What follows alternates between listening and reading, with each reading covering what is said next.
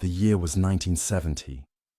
Inside a crowded Memphis courtroom, Elvis Presley quietly asked the judge for something so small, so human, it almost sounded absurd. The room erupted in laughter. Even the judge mocked him. But what Elvis did next silenced everyone and changed the trial forever. Memphis, Tennessee, June 1970. The courthouse stood heavy and solemn against the summer heat. Reporters crowded the front steps, snapping photographs as locals pressed against the doors, hoping for a glimpse. Inside, the air was thick and restless, paper fans fluttering in tired hands. At the center of it all sat Elvis Presley. Not in rhinestones, not in a jumpsuit, but in a simple black suit with a plain tie. The king of rock and roll looked less like a performer and more like a man carrying a quiet burden. People whispered, why was he here?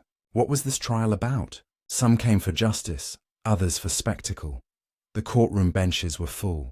Around 300 people had squeezed in, their chatter bouncing off oak-paneled walls. A bailiff named Carter tried to keep order, though even he couldn't hide his curiosity. Near the front, Judge Samuel Harlan adjusted his glasses, studying Presley with a mixture of amusement and detachment. It felt like a stage, but there were no guitars, no drums, only silence punctuated by coughs and shuffling feet. A reporter, Linda Whitmore, scribbled furiously into her notebook. Later she would write, "The crowd seemed less like citizens and more like an audience waiting for an encore."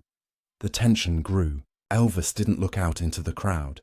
His eyes stayed on the floor, then the table before him, then the judge. It was strange.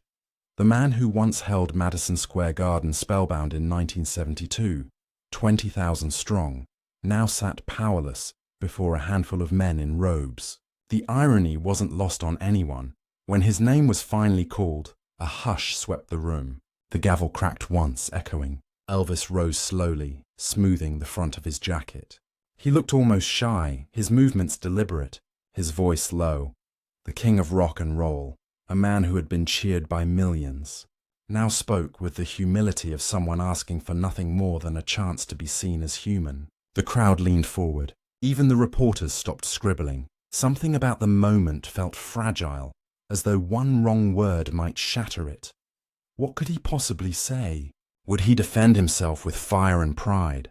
Would he demand special treatment, the way the powerful sometimes do? Instead, he asked for something no one expected. The request was so small, so ordinary, it almost sounded absurd, yet it carried a weight that silenced the air for a heartbeat. Then the laughter began. A ripple at first, then a wave. Shoulders shook, hands covered mouths, and even the judge allowed a smirk to crawl across his face. The courtroom echoed with it, the sound of hundreds laughing not at a joke, but at a man's vulnerability. And there stood Elvis Presley, alone, the heat rising in his cheeks, the sound of their mockery pressing down on him like thunder. What would you have done? Standing in his shoes, mocked in front of strangers and cameras for a simple human plea? Would you have lashed out, stormed away, or stayed silent? Elvis did none of those things. He simply stood there, eyes fixed on the judge, waiting. And in that silence, something began to shift, because his request, and the laughter it sparked, would not end here. It would force Elvis Presley into a choice that no crowd, no stage, no spotlight had ever demanded of him before. And what came next would change the trial forever. When Elvis's voice first rose in the courtroom, it wasn't a demand. It wasn't even a defense. It was a request so small, so unassuming, that many didn't even hear it clearly the first time. He asked if he could keep his mother's small Bible with him during the proceedings. That was all. A simple book, worn at the edges, with her handwriting in the margins. Gladys Presley had given it to him before his first performance at Sun Records. To Elvis, it wasn't just paper and leather. It was a memory, a comfort, a way to steady his nerves.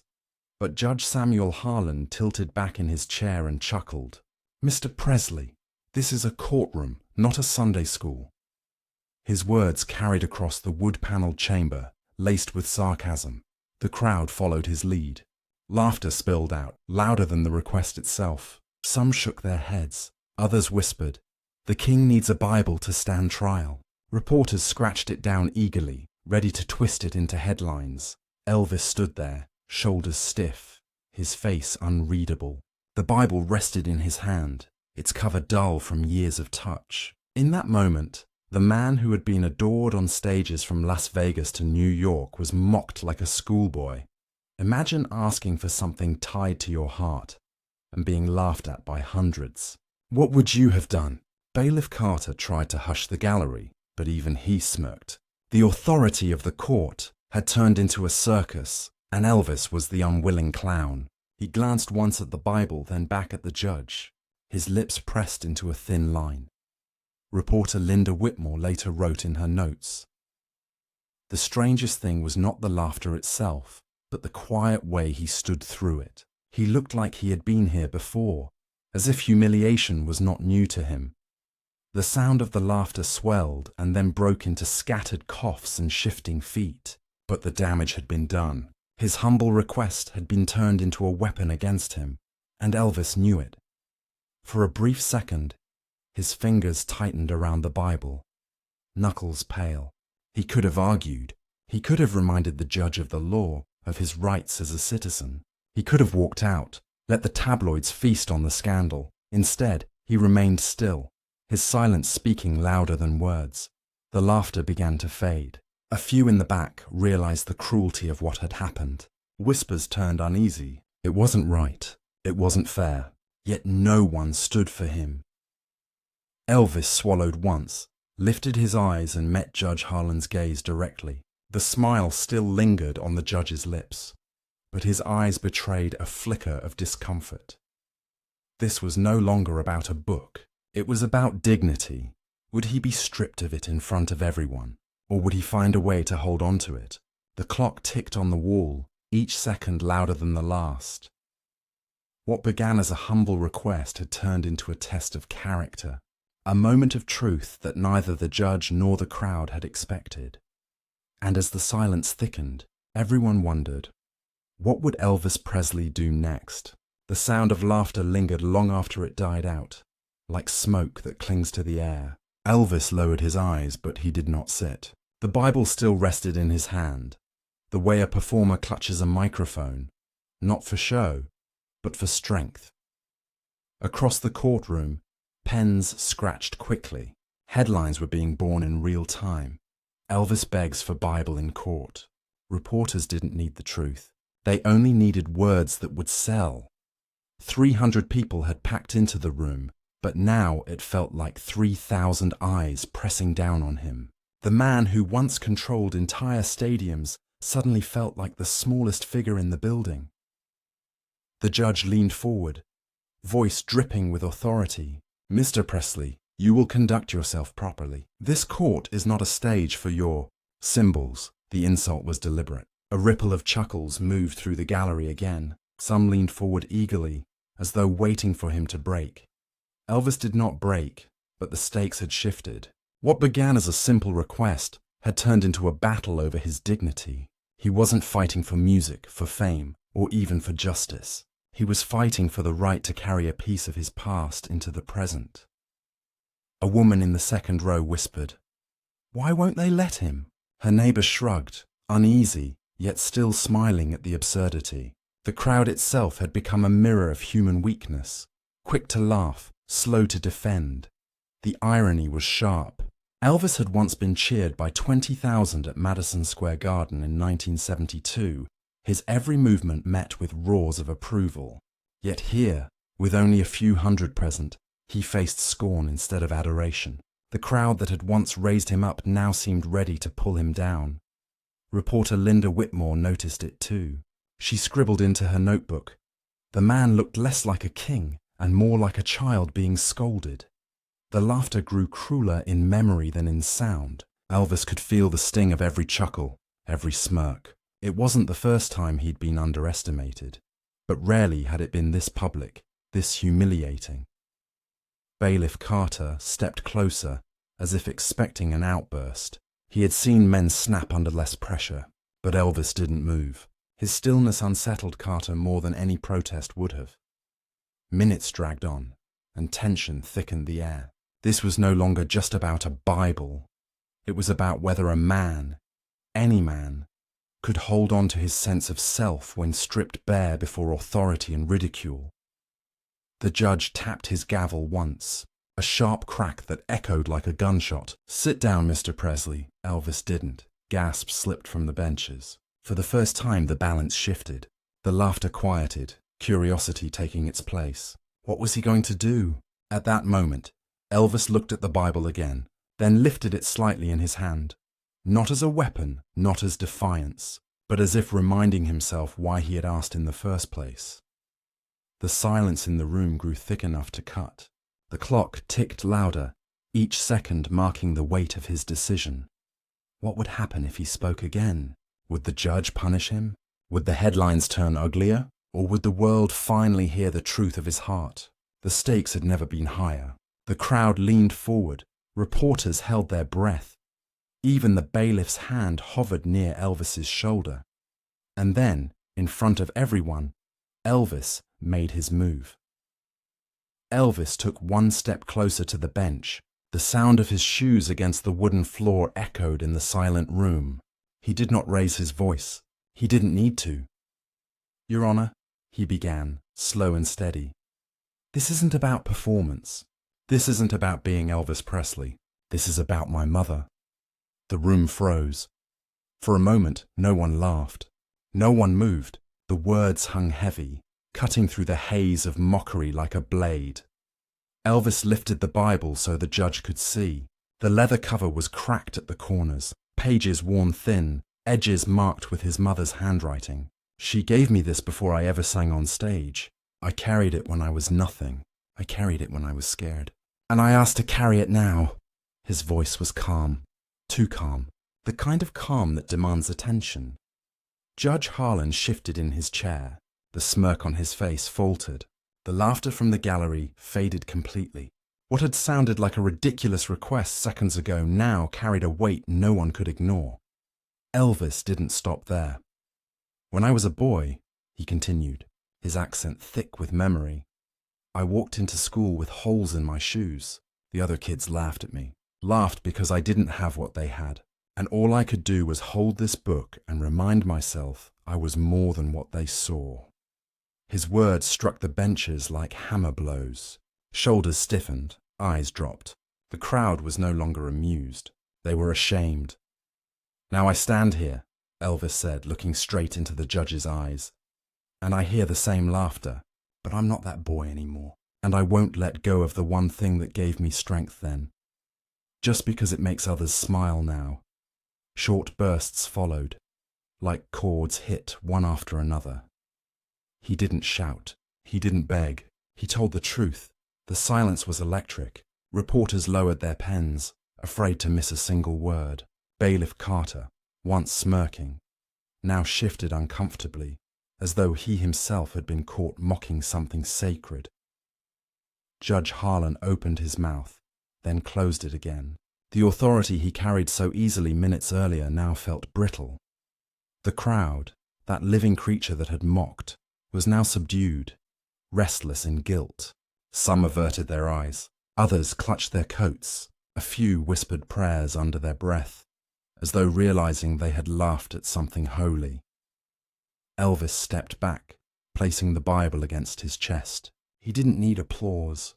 He didn't need headlines. He needed only one thing: to be allowed the dignity of his request. The judge cleared his throat. His voice, once firm and mocking, now came quieter. "Mr. Presley," he hesitated, searching for words. Elvis didn't move. He waited, steady as stone. What happens when a man of power is forced to face the weight of his cruelty? Does he double down, or does he bend? The courtroom leaned forward, 300 breaths caught in the same moment. For the first time since the trial began, the judge's smirk was gone. And in that stillness, in that fragile heartbeat of silence, everyone knew something irreversible had shifted. The king of rock and roll had not sung a note, yet he had silenced an entire room. What came next would decide not only the trial, but the memory of this day forever. The hush in the courtroom was unlike anything the building had held before. It wasn't silence born of boredom or waiting. It was silence born of recognition. The sense that something important had just unfolded before their eyes. Judge Harlan cleared his throat again. But this time it lacked bite. His hand hovered over the gavel, then lowered back to the desk. For the first time, he looked at Elvis not as a celebrity, not as a man under trial, but as a son holding on to his mother's memory. "You may keep the book," the judge said finally. The words seemed small compared to the weight they carried, yet in that moment they reshaped the entire room. Gasps slipped from the benches. A woman in the gallery clutched her chest. Reporters who had been ready to scrawl more ridicule paused, their pens hovering. One even underlined a note, as if to remind herself, "This is the line that changed everything." Elvis gave a slight nod. No victory smile, no showmanship, just quiet acceptance, as if the only approval he needed was from the memory of the woman who had given him that Bible years ago, and that quietness spread. The crowd shifted uncomfortably in their seats. What had been laughter minutes before turned into whispered apologies. Bailiff Carter, who had smirked at the joke, now avoided Elvis's eyes. His jaw tightened, his cheeks red with shame. Even Linda Whitmore, the reporter, would later write. It was as though the man had walked onto a stage without singing a single note, and yet managed to command the ovation of silence. We all knew we had witnessed something bigger than a trial. The room transformed. It wasn't the slam of the gavel that brought order. It was compassion. It was the realization that cruelty had been met not with anger, not with outrage, but with dignity so unshakable it demanded respect. This was the turning of the tide. The gallery that had once mocked now found themselves restless with guilt. A man in the back whispered, "I wish I hadn't laughed." His neighbor nodded, pressing his hat to his chest. In those small murmurs, humanity cracked through. Elvis held the Bible close to his chest again. His eyes, steady but soft, scanned the room. He wasn't looking for pity. He was reminding them, without words, that kindness should never be mocked. What would you have done sitting in that crowd? Would you have laughed with the rest, or sat in silence, uneasy but unwilling to join in? The transformation wasn't just his, it was theirs. For the first time, Judge Harlan leaned back in his chair with a heavy breath. He no longer looked amused. He looked changed, even humbled. He tapped the gavel gently, more to steady himself than the room. "This court will proceed," he said, his voice lower, less certain. But the trial itself no longer mattered. What mattered was the unspoken truth that had settled over 300 strangers in that wooden chamber. That mercy and dignity had more power than laughter or authority. Elvis had not stormed out. He had not raised his voice. He had simply held firm to the memory of his mother, and in doing so, reminded everyone present of their own mothers, their own small sacred things they'd cling to if mocked. Slowly, one by one, eyes met his not with ridicule but with respect. The same mouths that had laughed now stayed shut. The same pens that had scratched mocking headlines now hesitated, waiting to find better words. The courtroom was no longer a circus. It had become a cathedral of silence, and when Elvis finally sat down, the sound of his chair sliding against the floor was the loudest noise in the room. That day, the courthouse was not just a place of law. It became a stage for mercy. But mercy rarely ends where it begins. Its ripples travel outward, carried by memory, by retelling, by legacy. And in the case of Elvis Presley, those ripples would outlive the trial itself. Word of what happened inside the Memphis courthouse did not stay within its walls. By the next morning, headlines stretched across Tennessee, but they weren't the headlines reporters had first imagined. Instead of mocking, they carried awe. Elvis Presley silences judge with humility. Kindness overrules laughter in court. The story moved fast, carried on radio whispers and newspaper presses. Even those who hadn't been inside spoke as though they had seen it. Some repeated details wrong, but the heart of it remained true. Elvis had faced ridicule with compassion, and the laughter had died in shame. Fan clubs picked it up almost immediately. In Memphis, a small group of women known as the Presley sisters wrote letters describing what they heard. He held that Bible like it was his mother's hand. That's why it mattered.